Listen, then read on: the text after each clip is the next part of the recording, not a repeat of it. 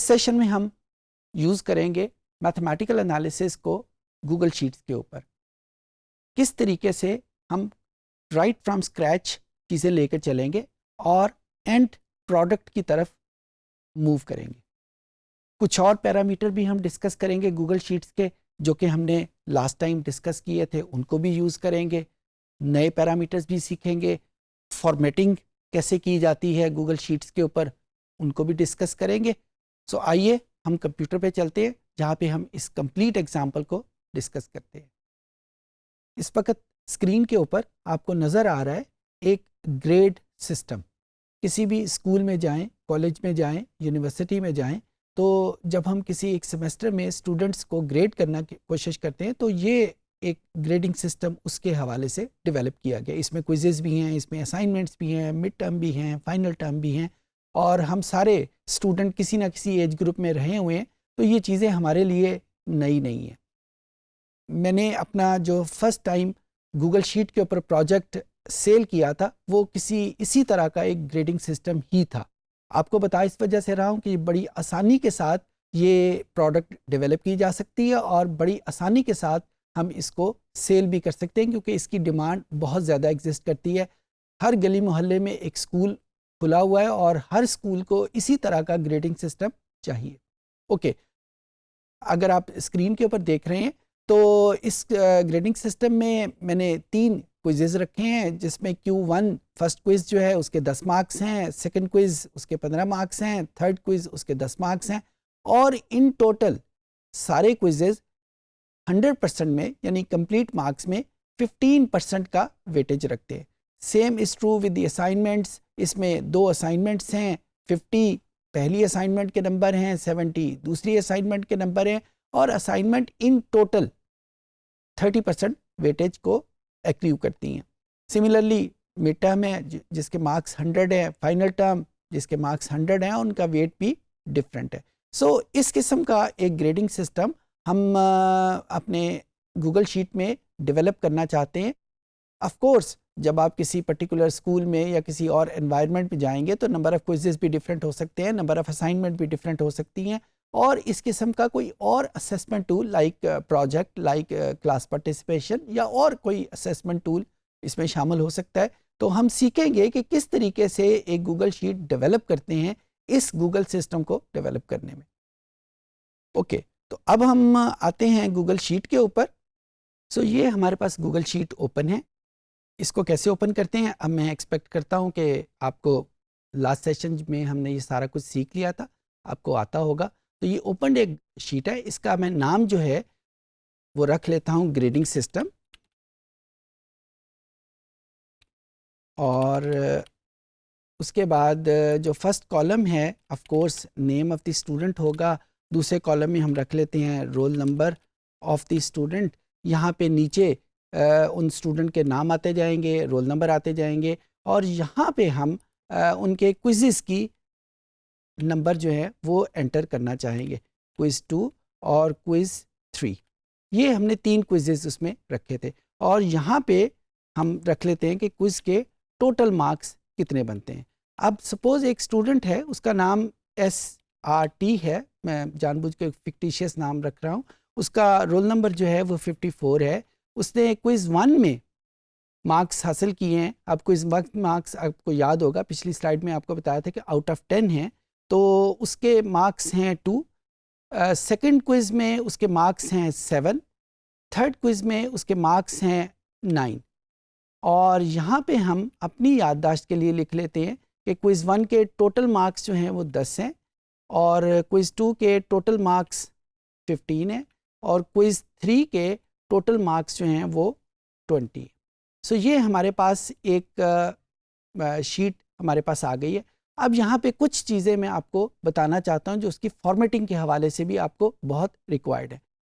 आमतौर पे जब हम नंबर्स लिखते हैं तो वो राइट जस्टिफाइड होता है, लेकिन अगर हम अपनी किसी क्यूरियोसिटी के लिए इसको सेंटर में लिखना चाहें, तो यहाँ पे अगर आप मेन्यू में देखें तो आपको एक आइकन नज़र आएगा। इसको हम क्लिक करते हैं, ये हमें 3 ऑप्शन देता है। अपनी मर्ज़ी के मुताबिक हम इसको जहाँ मर्ज़ी सेट करना चाहें कर सकते हैं।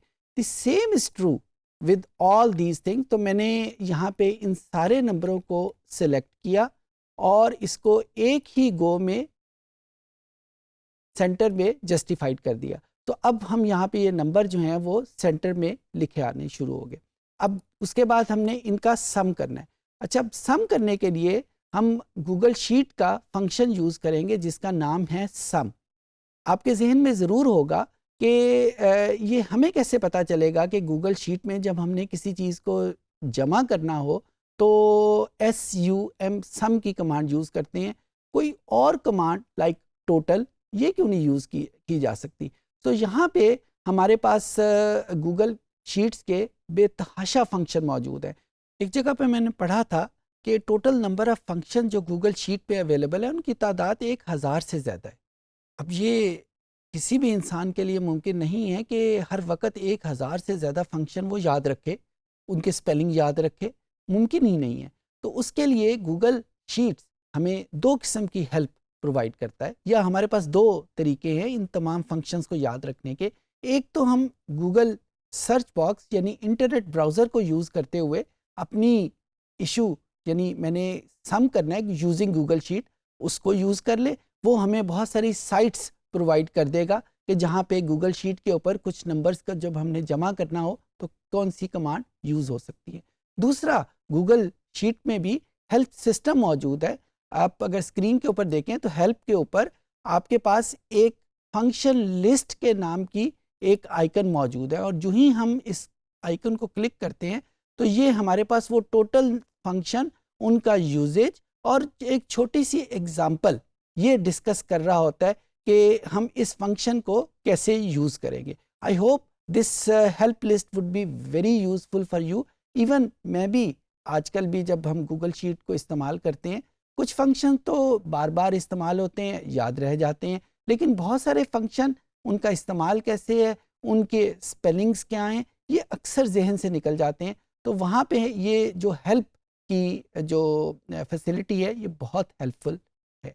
आई होप कि आप भी इसको यूज़ करेंगे।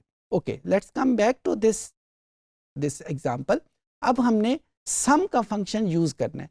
अच्छा, ये बात याद रखिएगा, अभी आपके सामने मैंने स्टूडेंट का नाम लिखा, उसका रोल नंबर लिखा, क्विज़ेस वगैरह में उसके नंबर लिखे, ये चीज़ों की फॉर्मेटिंग किया। तो मैंने सिंपल जिस तरह जो कीबोर्ड है उसको यूज़ करके ये नंबर लिख लिए। अब इस वक्त मैंने गूगल शीट को इंस्ट्रक्ट करना है कि मैंने इन 3 नंबरों को जमा करना है, इन 3 नंबरों का सम लेना है। जब भी हम गूगल शीट में कुछ वैल्यूज़ को कुछ फंक्शन के तहत एडअप करेंगे या मल्टीप्लाई करेंगे या उनके ऊपर कोई और फंक्शन अप्लाई करना चाहेंगे, तो हम सबसे पहले इज़ इक्वल टू का निशान प्रेस करेंगे। ये इज़ इक्वल टू का निशान जो है ये शीट को बता देगा कि अब इसके आगे जो चीज़ लिखी जाने वाली है वो कोई नंबर नहीं है, बल्कि वो एक कमांड है, वो एक फंक्शन है जिसको उसकी स्पेसिफिकेशन के मुताबिक हमने परफॉर्म करना है। जिस तरह मैंने सम करना है तो मैंने SUM सम लिखा, और आप देख रहे हैं कि जो ही मैंने सम का वर्ड लिखा है गूगल शीट मुझे बहुत सारे और ऑप्शन उन्हीं फंक्शन के हवाले से प्रोवाइड कर रही है जो कि सम से मिलते जुलते नामों के, मिलते जुलते स्पेलिंग्स के साथ मौजूद है। जाहिर है इस वक्त हमें सिर्फ सम का फंक्शन चाहिए, और जो बाकी चीज़ें लिखी हुई हैं वो ज़्यादा एडवांस फंक्शंस के ऊपर हैं। आप भी इसको यूज़ कर सकते हैं, शायद किसी और एग्जांपल में भी हम इनको यूज़ करें। अच्छा, अब सम किसको करना है? सम की कमांड तो हमने लिख ली, और हमें कैसे पता चला कि सम की कमांड के स्पेलिंग ठीक है? आप ये देखें नीचे जो सम का कमांड लिखा हुआ है उस हेल्प फाइल में, उसमें इसके स्पेलिंग SUM ही लिखे हुए हैं। और जो बात याद रखने वाली है कि जब भी हम कोई फंक्शन यूज़ करेंगे तो हम इज इक्वल टू का निशान ज़रूर यूज़ करेंगे। ओके, सम का बटन हमने प्रेस कर लिया, उसके बाद ब्रैकेट ओपन की, और उसके बाद हमने क्या किसी एक वैल्यू को ऐड करना है? नहीं, हमने 3 वैल्यूज़ को ऐड करना है। और गूगल शीट के हवाले से जब देखा जाए तो एक सेल को हम कोई रेफरेंस कैसे देते हैं और रेंज ऑफ सेल को हम रेफरेंस कैसे देते हैं, ये हमने पिछले सेशंस में भी सीखा था। तो उसी तरीके से हम यहाँ पे ये देखिए मैंने माउस की मदद से इसको शेड कर लिया। अब इसको मैं लिख भी सकता हूँ। जो ही मैं शेड करता जा रहा हूँ गूगल शीट ने वो रेंज मेरे लिए लिख दी है। वो रेंज क्या है? वो C4 से स्टार्ट होती है और E4 तक वो मूव करती है। सो यहाँ पे हमारी रेंज जो है वो ख़त्म हो जाती है। मैंने ब्रैकेट ख़त्म की और इज इक्वल टू का बटन प्रेस कर दिया। तो अब यहाँ पे मेरे पास ये क्विज़ का जो भी टोटल है वो यहाँ पे लिखा आ गया। अब अगर मेरे पास एक दूसरा स्टूडेंट है जिसका नाम मैं यहाँ पे लिख लेता हूँ और उसका रोल नंबर 43 है और उसके क्विज़ नंबर 1 में नंबर जो हैं वो 4 हैं, क्विज़ नंबर 2 में नंबर जो है 3 हैं और क्विज़ नंबर 3 में नंबर जो है वो उसके 10 हैं और यही फंक्शन मैंने उसके ऊपर अप्लाई करना है। तो मैं क्या करूँगा, इस फंक्शन को कॉपी करूँगा, Ctrl+C की मदद से मैंने इसको कॉपी किया और उसको नीचे जहाँ पे मैंने वो फंक्शन अप्लाई करना है, बजाय कि मैं उस फंक्शन को दोबारा से लिखूं, मैं उसको कॉपी करके पेस्ट कर लूँगा। और पेस्ट की कमांड आपको पता है विंडोज़ में Ctrl+V होती है। सो जो ही मैंने Ctrl+V का प्रेस किया तो वही फंक्शन जो मैंने ऊपर डिफ़ाइन किया था वो यहाँ पे नीचे उन्हीं रेंज के लिए अप्लाई हो गया। अच्छा, इसी तरीके से यहाँ पे हम जितने भी स्टूडेंट आएंगे उनके नाम लिखते जाएंगे और ये फंक्शन जो है बारी बारी उनके ऊपर अप्लाई करते जाएंगे। अच्छा, अभी आपने देखा कि जब हमने बनाया था तो क्विज़ का जो फॉर्मेट था वो वेटेज, ये क्विज़ 1, क्विज़ 2, क्विज़ 3 के तो अलग-अलग नंबर थे, लेकिन उसका वेट जो था वो 15% था। तो इसका मतलब ये है कि इस वक्त तो जो टोटल नंबर हैं वो तो 10 + 15 + 20 45 में से आ रहे हैं, लेकिन हमने इसका वेटेज 15% रखा हुआ है। तो मैंने इन नंबरों को कन्वर्ट करना है 15 के वेट के ऊपर। वो फंक्शन हम उसका वेट के हिसाब से कैसे करेंगे, हम इसको एक नया फंक्शन डिफ़ाइन करेंगे। जो ही हमने फंक्शन डिफ़ाइन करना है तो हम इज इक्वल टू का बटन प्रेस करेंगे। यहाँ से हम गूगल शीट को बता रहे हैं कि आगे जो आने वाली चीज़ है वो एक फंक्शन है, वो कोई आम नंबर नहीं है। अब किस चीज़ को हम कन्वर्ट करना चाहते हैं, ये 18 का नंबर जो है, ये जो हमारे जो सेशन में लिखा हुआ है वो उसको हमने उसकी रेंज को आइडेंटिफाई कर लिया। उसके बाद हमने इसको डिवाइड कर दिया इसके टोटल नंबर के ऊपर। टोटल नंबर जो अभी हमने ऐड किए हैं, टोटल क्विज़ेस के बने हैं 10 + 15 + 20, ये 45 बने हैं। जब मल्टीप्लाई हो गया और फिर इसके बाद इसको वेट के साथ मल्टीप्लाई कर लिया, इसका वेट जो है वो 15 है। तो इस तरीके से ये नंबर जो हैं ये हमारे पास 6 आ गए। और जो ही मैंने ये नंबर फिल किया तो आप ये देखेंगे नीचे उसने ऑटो फिल कर दिया, यानी निचला नंबर जो है वो हमें कुछ उसका फंक्शन नहीं लिखना पड़ा, गूगल शीट ने खुद ब खुद उसको असेस करके ऑटो फिल कर दिया।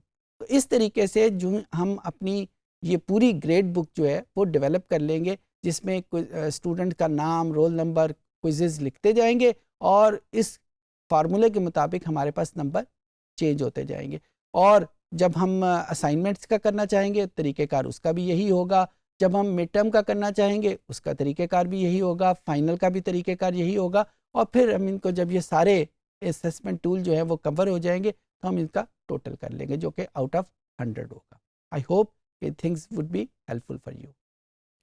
सो इस सेशन में हमने सीखा कि स्क्रैच से चीज़ें जब लेके चलते हैं तो गूगल शीट का बिहेवियर कैसे होता है, हम इसको कैसे इस्तेमाल करते हैं। कुछ नए फंक्शंस भी हमने सीखे, इज़ इक्वल टू का इस्तेमाल हमने सीखा, क्योंकि ये बहुत इम्पॉर्टेंट है गूगल शीट को बताना कि जो फंक्शन, जो नंबर्स हम उसके ऊपर लिख रहे हैं उसका रोल क्या है। उम्मीद है कि आज का लेक्चर आपके लिए फ़ायदेमंद होगा।